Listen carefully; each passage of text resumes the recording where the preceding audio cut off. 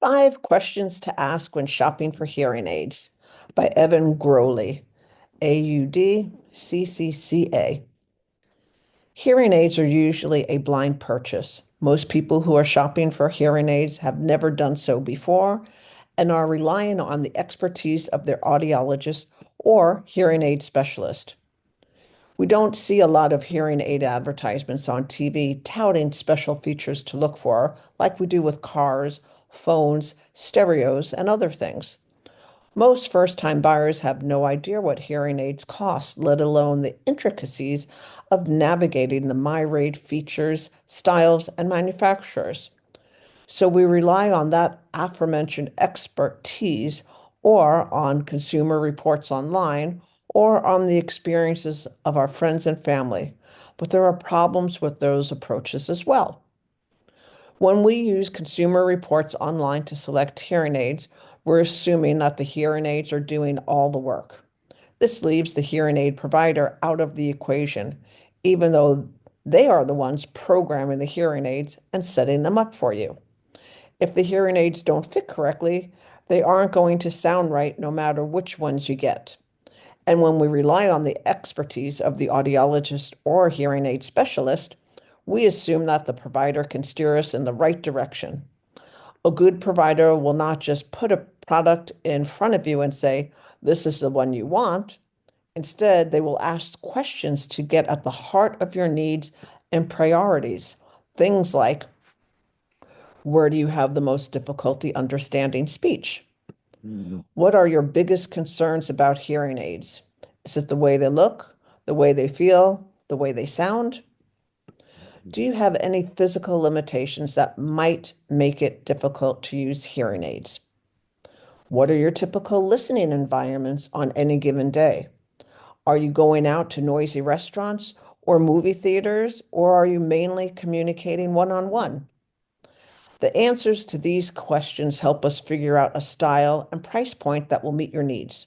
For example, someone who has arthritis or neuropathy might have more difficulty getting certain hearing aids on their ears compared to others. You wouldn't want a tiny hearing aid with the smallest available battery if you didn't have the dexterity to operate it properly.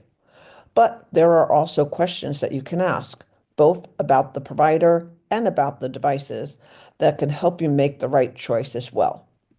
First question, do I really need hearing aids? It seems like a silly question to ask. After all, why would you be reading an article like this if you didn't already think you needed hearing aids?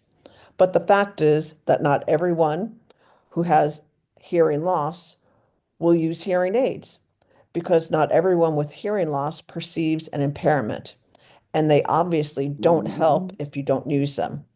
So you should ask this question even when confronted with a hearing test that shows a hearing loss and pay careful attention to the answer you get. A good provider will explain that different people perceive hearing loss differently.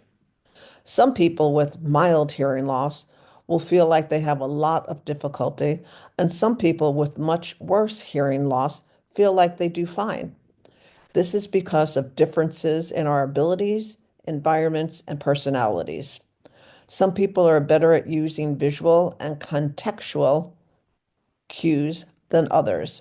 Some people have better communication partners than others, and some people are just better at faking it than others.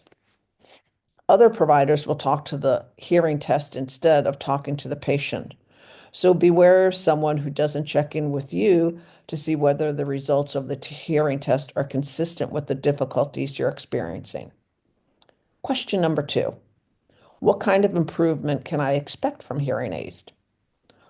Once we have established that you do have a hearing loss and feel like you need help, we can start talking about potential solutions and expectations. There are lots of different hearing aids out there, and they all have different philosophies and algorithms for processing sound. So, with this question, we want to establish where you're having the most difficulty, set some goals for improvement, and determine whether hearing aids can help us reach those goals. The biggest complaint for most people with hearing loss is that they can't understand in noisy environments. So we see a lot of patients looking for improvement in this area.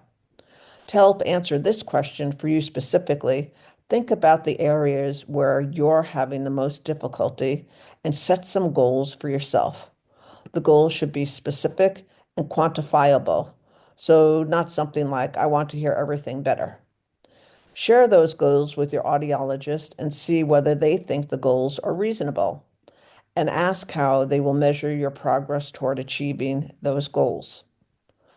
Some sample goals are converse in a moderately noisy restaurant for 30 minutes with only infrequent need for repetition, be able to understand the television with the volume set 20 steps lower than where I have it set right now, reduce my need for repetition in a quiet conversation by 50%. Question number 3. What services are included with my purchase? This question gets at the heart of different models for hearing aid sales. There are essentially 3 different models. 1 is bundled, 2 is unbundled, and 3 is mixed. A bundled model is one in which you are charged for the hearing aids and nothing else. The audiologist does not tell you what services are included, but rather says that all services are inclusive in the cost.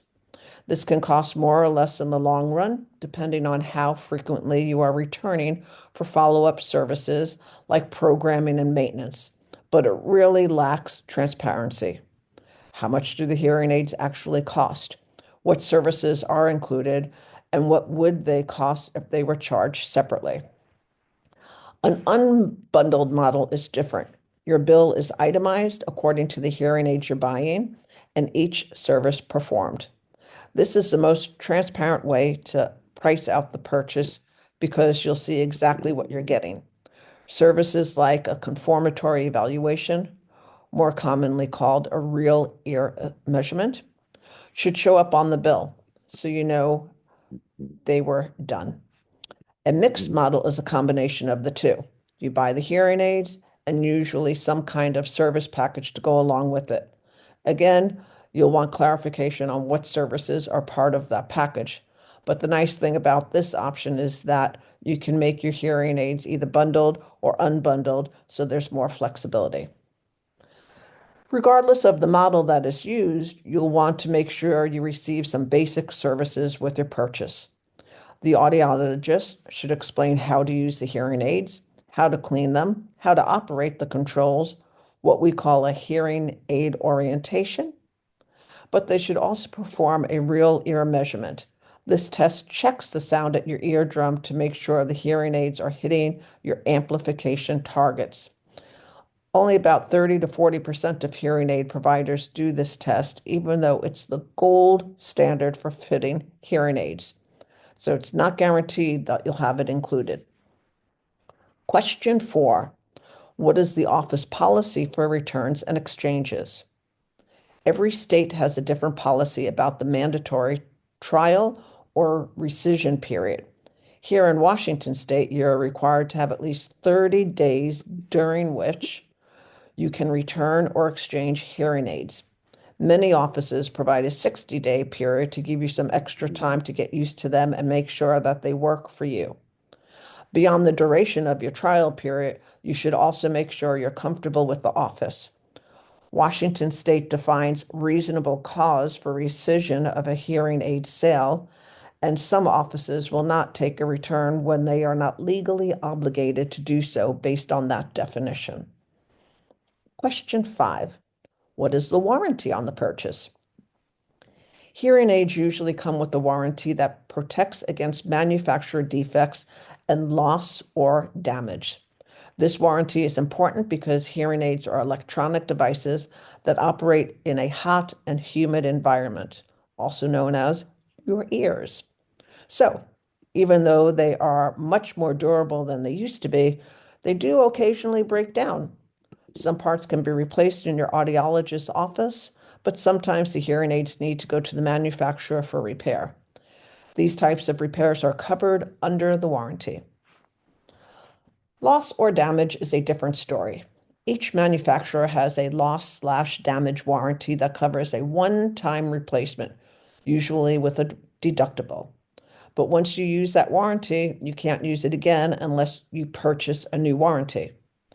Make sure to ask the audiologist about the duration of the warranty, the cost of a deductible, and whether there are any other options to extend your warranty if the loss/damage deductible is used. Beyond these 5 questions, there are also some other questions you can ask about specific features if they are important to you. For example, is Bluetooth connectivity available? Can I get a charger that will still work when the power goes out? Are there other accessories to help with noise? The feature should be geared toward meeting your communication goals that were touched on earlier, but can also just make it easier to use your hearing aids. Answering these questions can help decide on the right product and provider for you, so you can be confident with your decision and with your communication. Evan Grolley, AUD, CCC-A, is the owner of Link Audiology. They have 3 locations in Vashon Island. They're on Vashon Island. They're in University Place and also in Silverdale.